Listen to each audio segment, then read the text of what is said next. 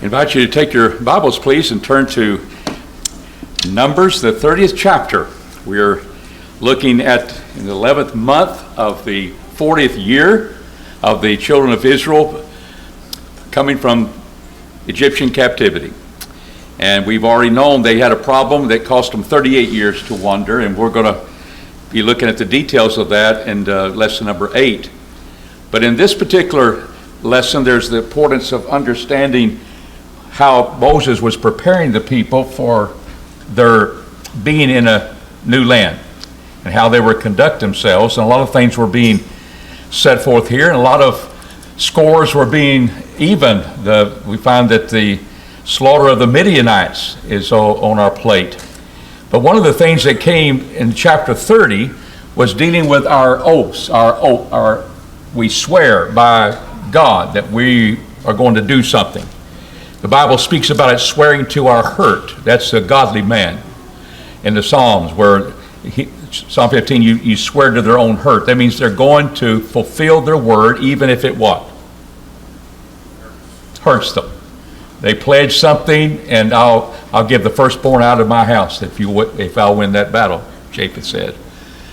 And you have to pay that back. And we've noticed early in this 30th chapter, whether it's a man or it's a woman, they bind their souls, is the phraseology used. They bound their souls to what they are swearing or they're promising. And therefore they're bound to that, and they must fulfill that. Same thing for a woman in verse 3. When a woman voweth a vow unto Jehovah and bindeth herself by a bond, being in her father's house in her youth, we're going to see, that she's got to pay that. But what do we see here are some areas where you have a father that disavows the vow when he hears it. It's not that he lets it go. But he hears that. And do you see in these first 5 verses where the young woman is saying a rash vow? Or did she just make a vow in her father's house? Which is it? Mine doesn't say rash at all for the girl. It says at the end of the chapter. The first part of that is because of her youth. Now the woman who is married, she does her rash vow. But here's a young girl, and maybe not understanding what she's saying. Here is the father, and it's emphasizing the headship of the family. That's one thing we're looking at this. So when a woman voweth a vow unto Jehovah and bindeth herself to the bond, being in her father's house in her youth, and her father heareth her vow, and her bond wherewith she had bound her soul, and her father holdeth his peace at her, then all the vows that she has bound her soul shall stand. But if her father disallow her in the day that he heareth, none of the vows or what she bounds therewith, she hath bound her soul shall stand. And Jehovah will forgive her because her father disallowed her. So I don't read there a Bible, the Hebrew, it doesn't speak about the rash vows, whether she's, what we see with the woman in verse 6, her rash utterance of her lips. That's a married woman. She's older. I just think he emphasizes here the youth, that here's a case where a father steps in, and here's what you're demanding, and when he hears the oath, is that when he speaks? The day he hears that. So he's aware of this. He's protecting his young daughter who is not married, to realize that she is not going to fulfill that, and it was okay with God, because what has God to describe it? He'll forgive her. I thought it wasn't sin. He'll forgive her. He'll forgive her for not fulfilling the vow.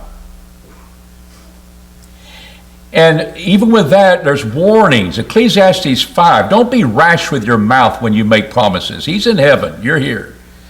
There's emphasis that you had to fulfill that vow. He would forgive her for making a vow that she will now not fulfill. That's the emphasis that God has. You swore it, you're bound to it. But there's the idea, I'll let that loose. I will forgive. Not necessarily it was sinful. It wasn't necessarily a rash vow, but it was one that the father has disavowed, and God allows it because why? A father is the head of his what? His house, his home. Now here's a married woman. She may make a rash vow, with her lips, what she has done. But what he does, he says, and he holds his peace at her in that day that he heareth it, then her vows shall stand, her bonds where she have bound, her soul shall stand. But if her husband disallow her in that day that heareth it, then shall he make void her vow, which is upon her, and the rash utterance of her lips, wherewith she hath bound her soul, and Jehovah will do what? She'll forgive her because she's not fulfilling that vow that she made. When she made it, that was indeed came from her lips. It's there, you're going to fulfill that. But here is where the husband now, he's the head of the wife, he's the head of his house, and he's one that senses the godliness in the father, the godliness in the husband, is that he senses that. It is rash in this particular statement. You're going to get rid of all your kids if that comes true, or something rash was said. I know you won't be able to fulfill that. And he takes that off the table. And God does allow that. What if a woman is a widow now? She has no husband. Or what about her who vows a widow of her that is divorced? She's not under the house of any man now. She's been let go. She doesn't have a husband heeding her, but they made promises when they were married, and when she did have a husband that was living. And when those promises or oaths were made, she's going to have to fulfill them. But if the husband had declared that while they were alive, or then they were not to, it was not going to have to be fulfilled. But if her husband made them null and void in the day that he heard them, when he was alive and when he hadn't divorced her yet, made them null and void, whatsoever proceeded out of her lips concerning her vows or concerning the bond of her soul shall not stand. Her husband hath made them void. Jehovah will forgive her. He's dead now. He's not her husband. He gave her a bill of divorcement. But it showed that's what you vowed when you did have a husband and when your husband was alive. And they're going, they made it void because they spoke up at the end. So these could be far-reaching in the future. They could be something that I promise to do if you'll do this for me. And it was that serious that we fulfill our oaths. Now, verse 18. Every vow and every binding of oath to afflict the soul. See, to my hurt I swear in the Old Testament. Afflict the soul. Her husband may establish it, or her husband may make it void. What does your Bible say instead of the word establish? Your newer translations. New King James, for example, confirms it. It's a little different nuance than I have. Her husband holds his peace at her in that day, then he established all her vows and all her bonds. What is he doing? He's confirming what she said, that indeed it is binding because she said it. And I held my peace and realized that my silence is showing that I am confirming what's already been said, not what's not been said yet. I'm leaning to where preachers today are applying this, that sometimes silence does permit. Silence is permissive, not always prohibitive. That's the phrase that's used. And we always use that. Well, silence of Scripture didn't say not use instruments of music. Oh, silence is not permissive, it's prohibitive. And all of a sudden, bingo, we got something here. Apparently, it established it, but the Hebrew word denotes confirmed it. And was there total silence in this context?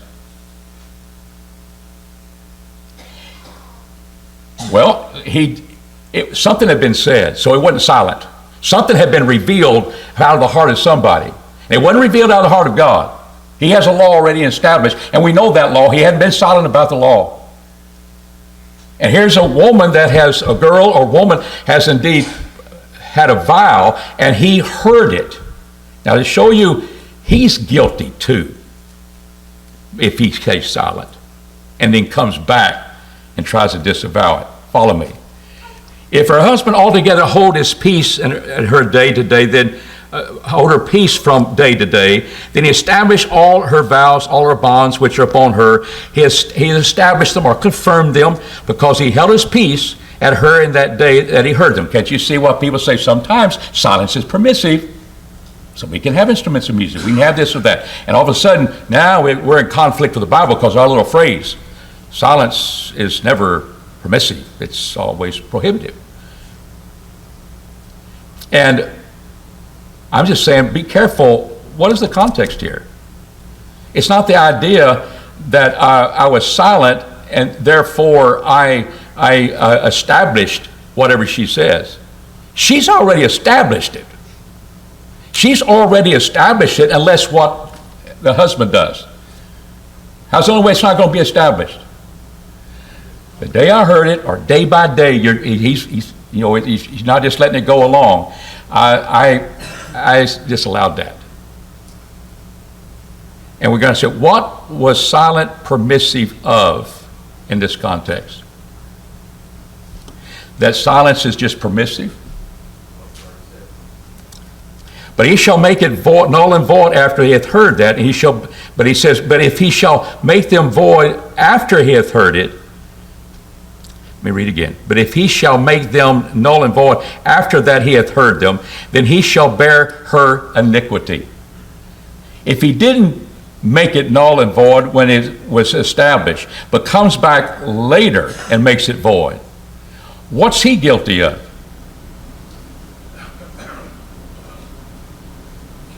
What does Bob say? You're guilty of her iniquity. What was her iniquity? She didn't fulfill her vow. We've already seen that did you make the vow and you fulfill it, then there's no sin. And it wasn't sin to making a vow. It's the fact that here is that he didn't, when he was leader of the house, speak up, husband. It's not saying silence is permissive, that in all things. But it's wake up, husband, because it's not permitting you to be negligent either, because who bears her iniquity? You haven't heard it? I hadn't heard it yet. He does. Isn't that right? Come on, work with me. I don't know if you're sleeping or what, but I'm trying to get that across. That hits me, is that I have a responsibility. This context is not emphasizing permissive silence. An illustration comes. Dad, I'm gone, and I'll be going at 10 o'clock tonight, and we're going to go play games at here and all that, and you're just reading the paper or looking at your phone, and you say nothing. Was that permissive? Well, from the standpoint of the son, you might say what? Yeah, I guess Dad's okay with that. But he goes out and does some things and gets in jail and all those types of things, and he said, Dad, so you're going to have to pay your own bond. I'm going to get you out. Well, Dad, I said that to you. He was silent. But doesn't mean that the actions being done was permitted by God or was permissive as far as he was concerned. He just being negligent. And this is the point, because what is being said, in order for us to counteract that, we're just saying, well, here's the reason. This is an example that there is indeed, all rules are not so hold fast. There's sometimes, this is an exception. And that's how we answer it? I don't. This is just an exception to the law that says silence is prohibitive, not permissive. Why is silence not permissive? Because silence never authorizes anything. What authorizes what we do? God's revelation. And I think it's so weak to sit here, well, this is an exception to the rule. After all, how would I know this is an exception to the rule? Because God was not silent. He let us know this. But this is an exception to the rule? What was it permissive of? Something that had not ever been spoken yet? No. She spoke it. I didn't. She spoke it. I heard it. I was silent about it. And if I come back a little later and say, hey, I want to make that null and void, I am going to be guilty of her not fulfilling her role. Why? Because I'm the head of the house. I'm the leader, spiritual leader, provider. That's what you get out of Numbers 30. It's not going back and say, well, I think they got us here, folks. So we go back. It didn't say not use instruments of music, but what did it say? Silence doesn't authorize anything. It may authorize nothing. But now we have this to deal with. It sometimes authorizes things. And when you add things, if you're going to apply that, well, sometimes it's permissive. Therefore, we can have just use instruments of music. We don't do that. And the reason being, we only have authority for singing, and the Old Testament is not our authority. And so this is what we do, but it's silent. And what makes it prohibitive, it's not because we got a little rule, it's because God has spoken. And when he has spoken what he's revealed, when he authorized building the ark out of gopher wood, what did that authorize? I already know what gopher wood looks like. Gopher wood. It authorized gopher wood. Well, that excluded every other thing. That's the way I was. Well, no. What do I mean exclude? You know why it keeps me excluding it? Because I value God's silence. In Hebrews the 7th chapter, when the high priest was Jesus Christ, did the high priest, did Jesus come from the Levite tribe? Or did he come from what tribe? Judah. So what had to be changed? Read Hebrews 7. There had to be a change of the law. And that was the Hebrews argument. Hebrews the 7th chapter. The Hebrew writer is writing, if Jesus is now high priest, then there was a change of law. It wasn't just silence, we can do it. He didn't say you couldn't be high priest, Judah.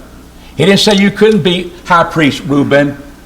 He didn't have to allow all the 11 other tribes and say, nope, nope, nope, no, in order for us to realize that indeed he's got to specify it and condemn it. He's got to say it's not good. All he had to do is say, this is what I want. This is what I demand.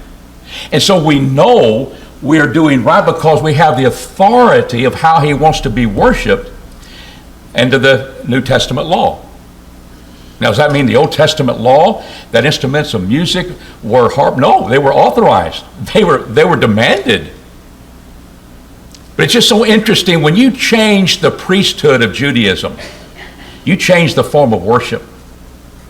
You changed all the sacrifices. Who's the last sacrifice? It involved all the other sacrifices that typified the Lamb of God. The whole burnt offering, the sin offering, all those things. Who did that? Jesus died once and for all. He lives forever as our high priest. So we're going to see Eleazar here as high priest. Phineas is going to take his place. What happens? They die. The high priest doesn't die. When Jesus comes along, the whole form of worship is going to change. Because you had such a change in how God had authorized. And we're looking at authority here. What if that guy says, I'll just let it go, but I think it's no good because it's too hard to fulfill. I am going to bear my wife's iniquity. Because I didn't speak up when I should. What is my silence permissive of? It's not permissive of me being okay because I stay silent. It wasn't saying that anything can now be set forth, but no, we're just dealing with her oath. We're dealing with what's already been said, not that God said it now, and therefore we must look at it as just an exception to the rule. But that's the only exception we got. So everybody, your instruments of music are still sinful. Well, you might want to use that one again, because I think that is perverted what it is, and it's a reason why silence is something that's doesn't authorize anything. It's not permissive, but because we don't tread on God's silence. What He's revealed belongs to us. And we need to understand that indeed that's what keeps me. When you can find Scripture in the New Testament for instruments of music to be played to accompany our voice, when all it says is our voice and we make melody in our hearts instead of on an organ or a piano, then you have something. But it's silent. Silence, you say, well, it prohibits things. Well, why does it prohibit things? Because it's just, silence prohibits? Did it prohibit pine wood? Or oak in the ark? Maybe God would like that, but what did He specify? You're going to have to find, well, he said, hey, if you don't find gold for oak will work. I don't find anything. I don't do that. And no one didn't do that. He made it gopher wood. He did all that God commanded. So the idea of being prohibitive is because we honor the silence of God, because that's what He instructs us to do. And if you have indeed something that's changed, that contradicts the law, you had to first establish that the law has been changed. Why? Because that's where you get our authority. Revelation from God, not silence. David?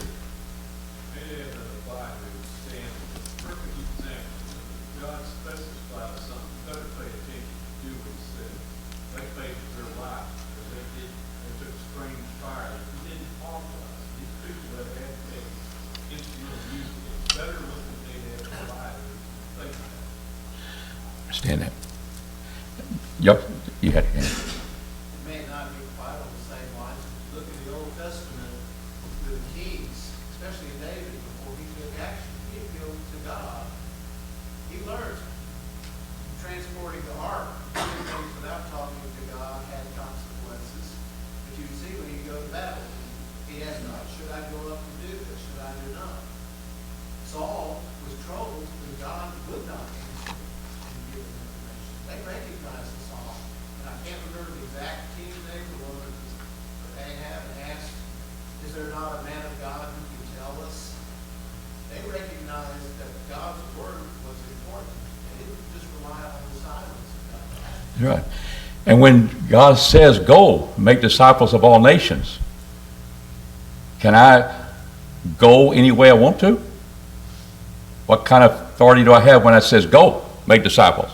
We're going to go by camel? We're going to go by boat? We have to walk? We call that generic authority. He just gave a general thing, and he didn't specify the specifics of how that's done. So we look at Revelation and realize there's difference of commands. We have examples that are approved by God.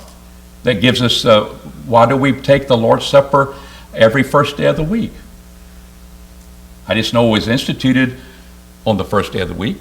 That's and that was an example.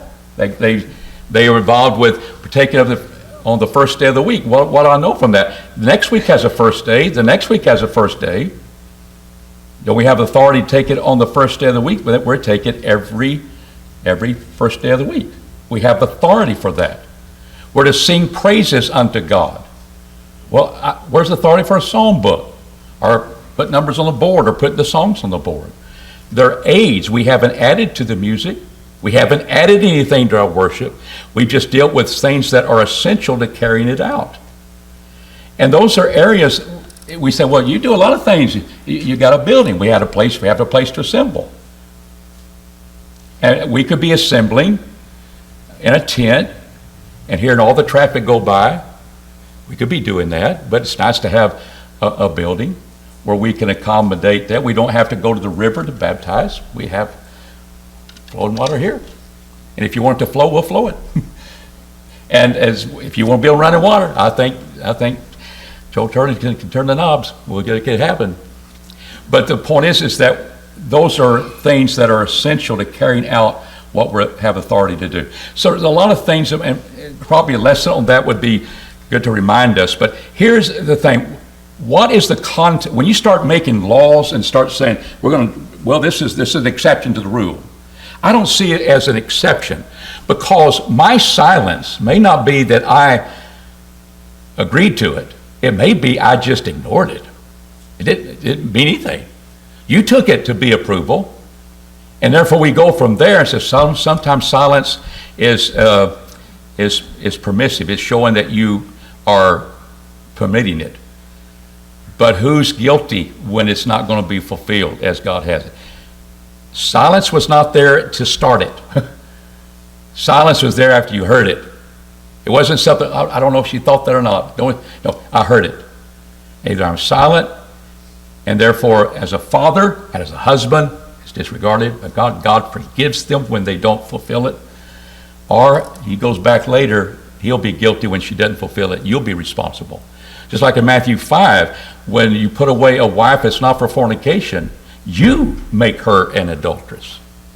You, the one who put her away, makes her an adulteress. Yes, sir. No, this would directly apply, but it kind of reminded me of that end of Romans 1, after they're listing out the sins there, and he says not only those who practice them are deserving of death, but also those who approve of those who practice them. It's kind of like this idea of you saw it happen, and maybe you could apply this in a situation if you didn't say anything or voice the fact that that's wrong, inside of your own family in this context, or maybe friends or whatever situation you find yourself in, kind of distancing yourself from that by not saying anything. It almost shows an approval of that action. Yeah, so, okay. Your thoughts? Okay. Question number 10. How could the husband be guilty of his wife's iniquity of not fulfilling her vow? Did I misconstrue that? Because he didn't speak up when he's supposed to speak up. Silence was not something that got him off the hook either. Question number 11. How is the slaughtering the Midianites Jehovah's vengeance on Midian? Chapter 31 speaks about the slaughter of the Midianites.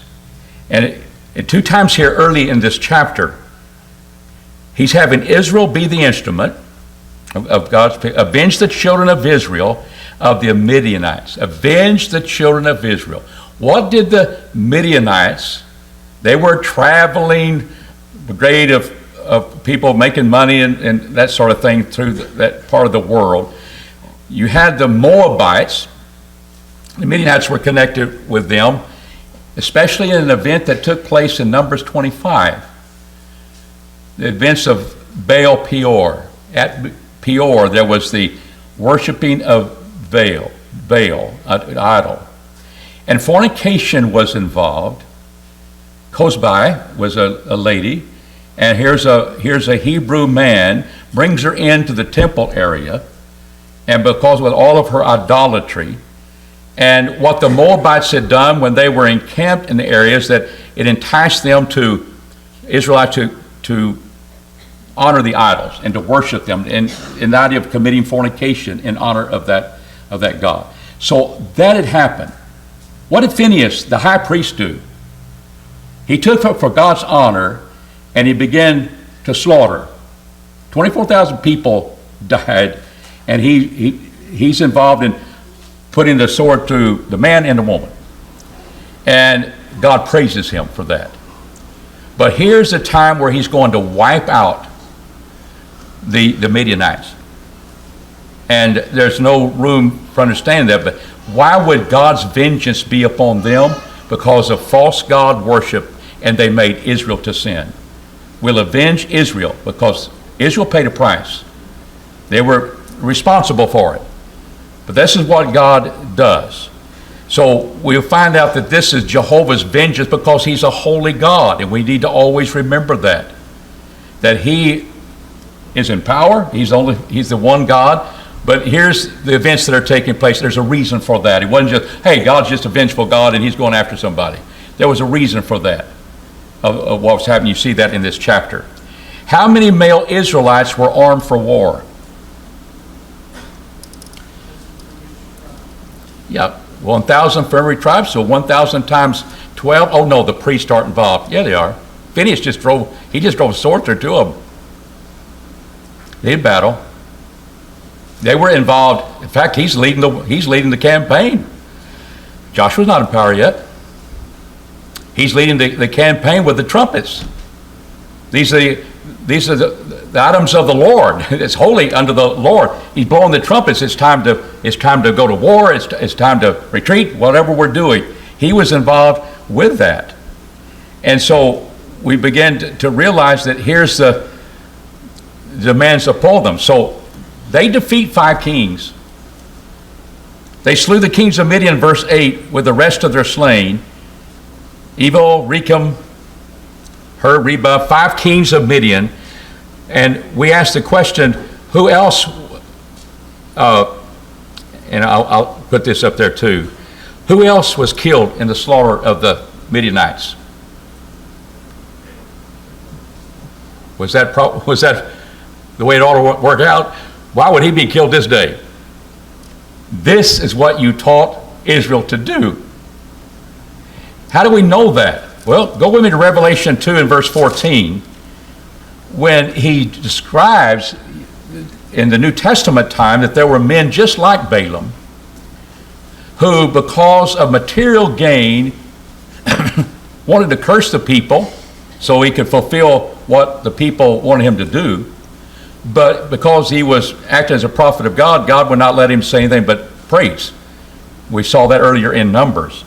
But in verse 14, I have a few things against it, because they have some that hold to the teaching of Balaam, who taught Balak, who just wanted them cursed, how to get that done, who taught Balak to cast a stumbling block before the children of Israel, to eat things sacrificed to idols, and to commit fornication. You're sacrificing to idols. I'm the only true God. Your body was not created by me for fornication.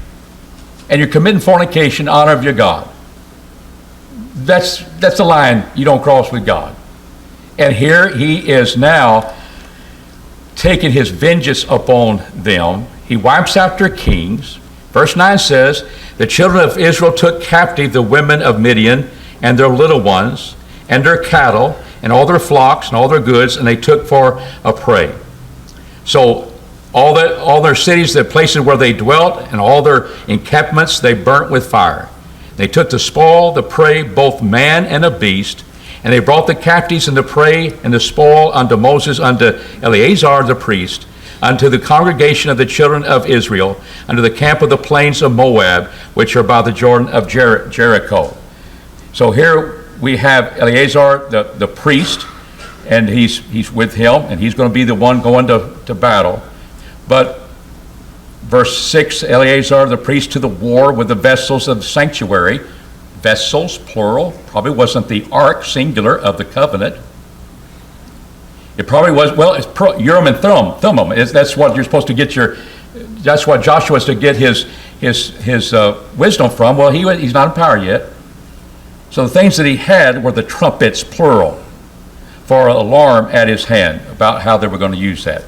Now, question 13, how does this military campaign against Midian stand out in Moses' life? I think it's this final one. And it's a biggie.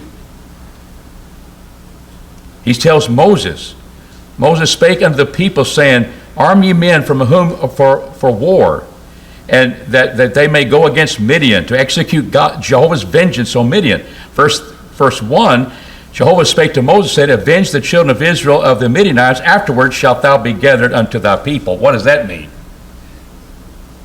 Gathered unto your people. You're going to die.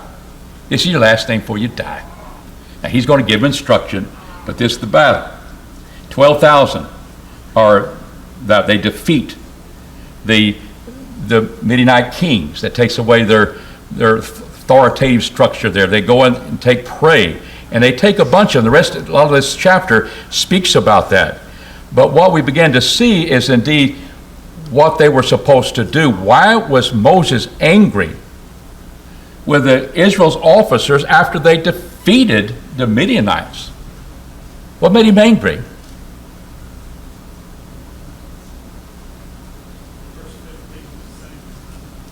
He saved the women. And that's, have you saved all the women alive? Behold, these caused the children of Israel through the counsel of Balaam to commit trespass against Jehovah in the matter of Peor. So you shouldn't have saved them alive. And what are they going to do now? They're not even going to, they're going to kill the women who did what? Who had ever had relationships with a man. They're killing all the men.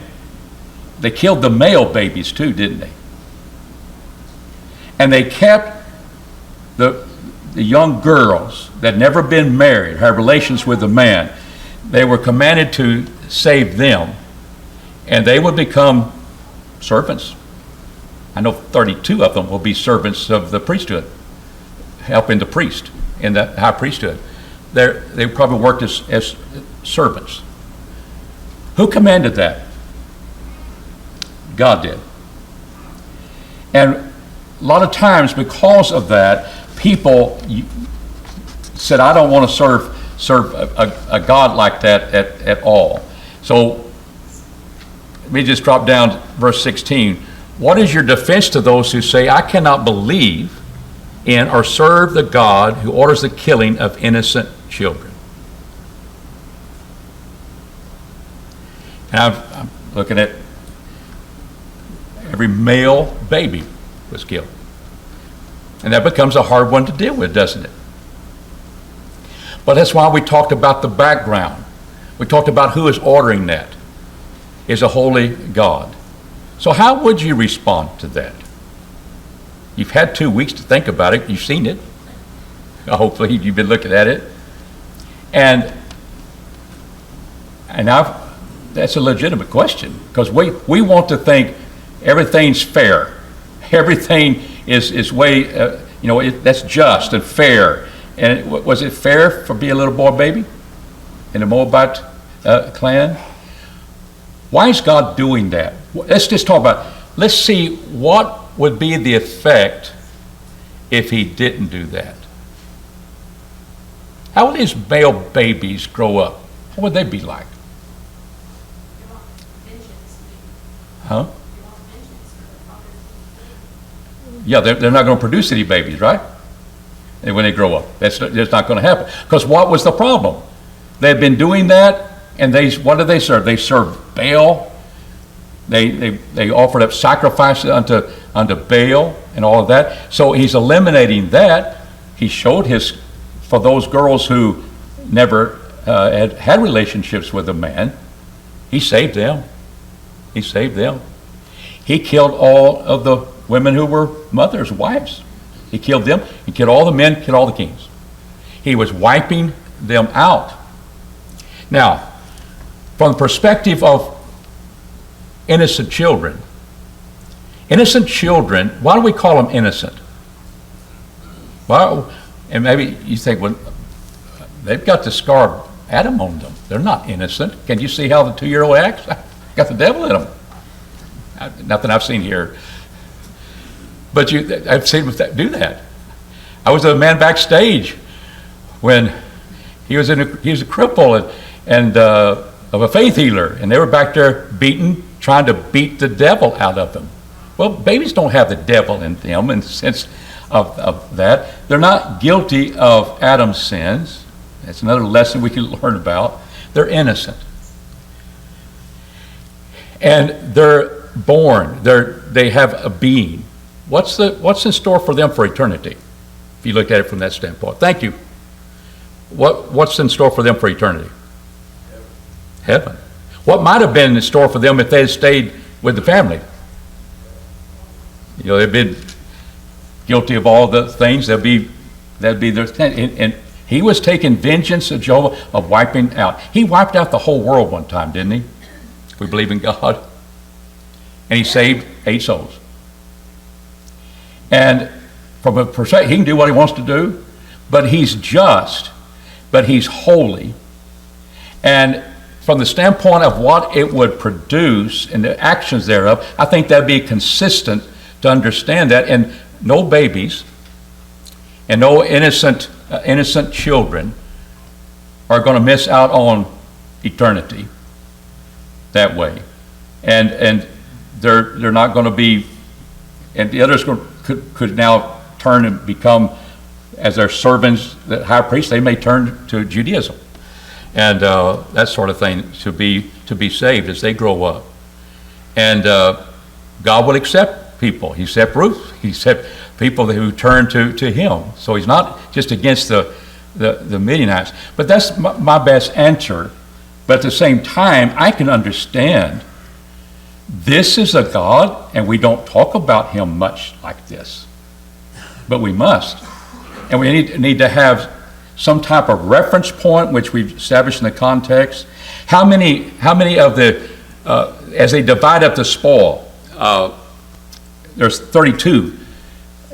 You had the numbers of how many sheep, and 675,000 plus that. They were divided between the people who were involved in the war, the men of war, and the congregation, and Jehovah gets a heave offering.